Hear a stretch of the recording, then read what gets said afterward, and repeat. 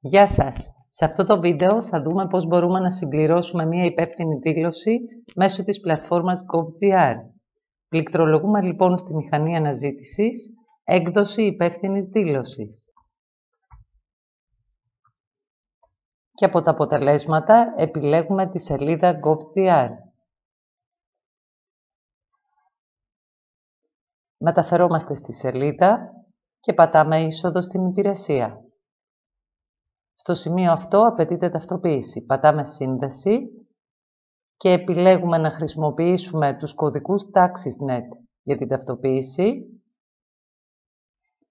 Δίνουμε τα προσωπικά μας στοιχεία και πατάμε «Σύνδεση» και «Αποστολή». Τα στοιχεία είναι σωστά. Πατάμε «Συνέχεια». Στο σημείο αυτό θα πρέπει να συμπληρώσουμε στοιχεία προσωπικά που λείπουν. Μεγάλη προσοχή στη συμπλήρωση του email. Εδώ είναι συμπληρωμένο και πατάμε «Συνέχεια». Εδώ πρέπει να δώσουμε το κείμενο για το οποίο χρειαζόμαστε την υπεύθυνη δήλωση. Δηλώνω ότι η κόρη μου, Βασιλική Αναγνώστου, μαθήτρια του Β1 τμήματος, απουσίαζε την 21η Μαρτίου λόγω ασθένειας. Και πατάμε «Συνέχεια». Εναλλακτικά, αν το κείμενο που πρέπει να πληκτρολογήσουμε είναι μεγάλο, όπως για παράδειγμα για τη συνένεση συμμετοχής του παιδιού μας σε πολύμερη εκδρομή, επιλέγουμε το κείμενο που έχουμε ηλεκτρονικά, με δεξί κλικ «Αντιγραφή», επιστροφή στον περιηγητή και επικόλληση στο παράθυρο, με δεξί κλικ «Επικόλληση». Ανεβαίνουμε πάνω να συμπληρώσουμε τα στοιχεία του μαθητή και πατάμε «Συνέχεια». Στην επόμενη σελίδα συμπληρώνουμε το όνομα του αποδέκτη του εγγράφου. Στο παράδειγμά μας είναι το πρώτο λύκειο Περάματος.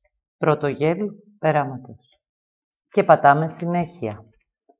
Εδώ βλέπουμε τον αποδέκτη, το κείμενο της δήλωσης, τα προσωπικά μας στοιχεία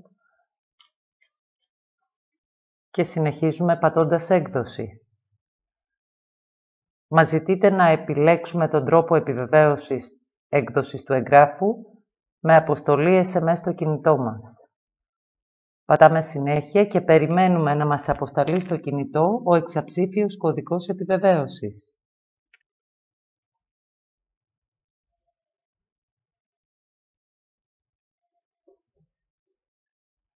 Επιβεβαίωση. Το έγγραφο εκδόθηκε. Στο σημείο αυτό, κάτω δεξιά, επιλέγουμε αποθήκευση του εγγράφου στον υπολογιστή μας και στη συνέχεια το προωθούμε με την αλληλογραφία στο σχολείο ή επιλέγουμε αποστολή email, πηγαίνει αυτόματα στο προσωπικό μας email.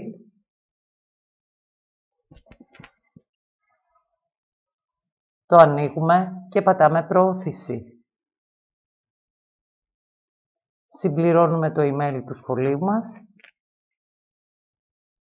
και πατώντας «Αποστολή» η υπεύθυνη δήλωση φεύγει για το σχολείο.